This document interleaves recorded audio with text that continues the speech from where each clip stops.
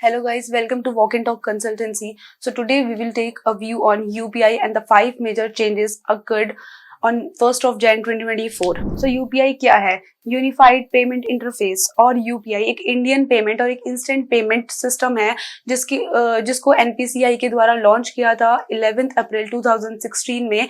ये आरबीआई के द्वारा रेगुलेट किया जाता है। नाउ यूपीआई के आने से कौन कौन और किस किस टाइप की फैसिलिटीज आई है? तो यूपीआई के आने से पीयर टू पीयर फैसिलिटी आई है, पीयर टू मर्चेंट फैसिलिटीज आई है। पीयर टू पीयर फैसिलिटीज क्या होती है? विच मीन की individual to individual payment facility, जिसमें एक इंडिविजुअल दूसरे इंडिविजुअल को पेमेंट कर सकता है easily. Person to merchant facilities क्या होती है? जिसमें एक पर्सन इजिली एक मर्चेंट को पेमेंट कर सकता है अगर उसने उससे कुछ भी जैसे परचेज वगैरह करा है उसकी। और आगे और कौन सी फैसिलिटीज आई है जो यूपीआई ने प्रोवाइड करवाई है? जैसे कि हम कोई भी अगर हमारे को पेमेंट करनी है, कोई भी इंस्टेंट पेमेंट करनी है, वो हम यूपीआई के थ्रू कर सकते हैं। और यूपीआई की एक ये भी बेनिफिट है कि एक टाइम पे हम यूपीआई में लाइक फोन पे, गूगल पे और पेटीएम में एक टाइम पे हम 4 से 5 बैंक ऐड कर सकते हैं।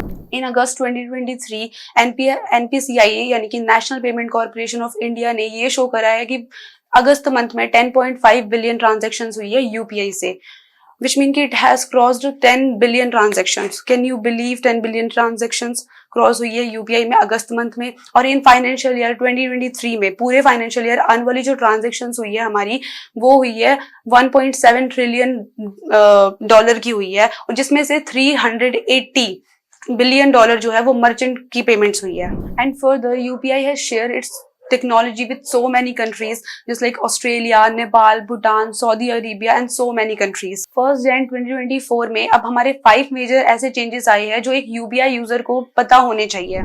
अब आता है हमारा डोरमेंट और इनएक्टिवेट आईडी। इसमें क्या है कि जो भी यूपीआई यूजर है, अगर उन्होंने 1 साल के बीच में यानी कि सपोज 1 अप्रैल से लेकर हमारा जो फाइनेंशियल ईयर खत्म होता है 31 मार्च तक अपनी यूपीआई आईडी को यूज नहीं करा है, तो उनका जो अकाउंट है वो डीएक्टिवेट किया जाएगा। ये गाइडलाइन आई है एनपीसीआई के द्वारा, जो उन्होंने बैंक्स को और जितने भी हमारे ऑनलाइन एप्स है जस्ट लाइक पेटीएम, फोन पे, गूगल पे, इनको इम्प्लीमेंट करने के लिए बोला है कि जो भी यूजर ऐसी कोई पेमेंट नहीं कर रहा है तो उनका अकाउंट को ऑब्वियसली डीएक्टिवेट करना पड़ेगा। नेक्स्ट आता है हमारा रिकरिंग पेमेंट्स। रिकरिंग पेमेंट्स की जो लिमिट थी वो इन्होंने बढ़ा दी है। पहले जो रिकरिंग पेमेंट्स की लिमिट थी वो 15,000 से 15,000 थी, लेकिन अब जो उनकी लिमिट है गवर्नमेंट ने क्या करा है, उस लिमिट को 1 लाख तक बढ़ा दिया है। रिकरिंग पेमेंट्स हमारी कौन सी होती है? जस्ट लाइक इंश्योरेंस, ईएमआई और जो भी मंथली पेमेंट्स होती है वो हमारी रिकरिंग पेमेंट्स होती है। तो इनकी लिमिट को गवर्नमेंट ने 15,000 से 1 लाख पे बढ़ा दिया है। नेक्स्ट आता है हमारा यूपीआई नाउ पे लेटर। इसका मतलब क्या हुआ? विच मीन्स कि अगर आपके अकाउंट में नो बैलेंस है और 0 बैलेंस है, तो इस केस में भी क्या हो सकता है कि अगर आपके अकाउंट में 0 बैलेंस है तो जो बैंक है वो आपको क्रेडिट देता है। इस केस में आप उनसे क्रेडिट लेके बाद में आपके अकाउंट से पैसे कट जाते हैं। Now the transaction limit. अब जो यूपीआई की ट्रांजैक्शन लिमिट है, पहले या फिर अब भी हमारी जो सिंगल डे की लिमिट होती है वो 1 लाख की होती है, लेकिन जो गवर्नमेंट ने अब क्या करा है कि उस लिमिट को 1 लाख से बढ़ाकर 5 लाख कर दिया है।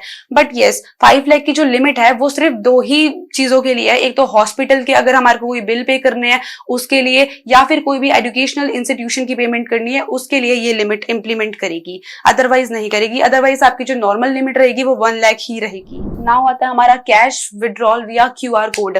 इसका मतलब क्या हुआ? जो हमारी एनपीसीआई है, national payment corporation of India, और एक कंपनी है हिताची कंपनी जो जापानीज बेस्ड कंपनी है, इन दोनों ने हाथ मिलाए हैं और एक ATM machine, UPI ATM machine launch की गई है, जिसकी मदद से हम इजिली कैश को विड्रॉल कर सकते हैं by scanning QR code. Cash withdrawal करने के लिए जो प्रोसीजर है वो बहुत इजी प्रोसीजर है। आपको किसी भी एटीएम पे जाना है जहां पर यूपीआई एटीएम मशीन लगी हुई है, वहां पर जाके आपको क्यूआर कोड पे क्लिक करना है। क्यूआर कोड पे क्लिक करने के बाद वहां पर आपको अपना अमाउंट डालना है, जितना भी आप अमाउंट विड्रॉल करवाना चाहते हैं वो वाला अमाउंट आपको वहां पर डालना है। देन आपको अपने फोन से क्यूआर कोड को स्कैन करना है। देन आपको अपना पिन डालना है, यूपीआई का पिन जो भी नॉर्मल ट्रांजैक्शंस के लिए आप डालते हो वही वाला सेम यूपीआई पिन आपको वहां पर डालना है। देन आपके अमाउंट आपके पास रिसीव हो जाएगा। नाउ आती है हमारी 4 आवर विंडो। इसमें क्या होता है कि जो 4 आवर विंडो के केस में जो भी यूपीआई यूजर्स होते हैं, जब भी वो किसी न्यू पर्सन को, न्यू मर्चेंट को ट्रांजेक्शन कर रहे होते हैं, तो उनकी जो ट्रांजेक्शन लिमिट होगी वो सिर्फ 2000 होगी, जो कि एक तरह से सिर्फ 4 आवर के लिए होगी। ये हमारे 5 मेजर चेंजेस थे जो हमारे हमारे 1 जैन 2024 में इम्प्लीमेंट किए गए हैं, जो हर यूपीआई यूजर को पता होने चाहिए। Thank you guys for listening me attentively. Please be with us to get more knowledge.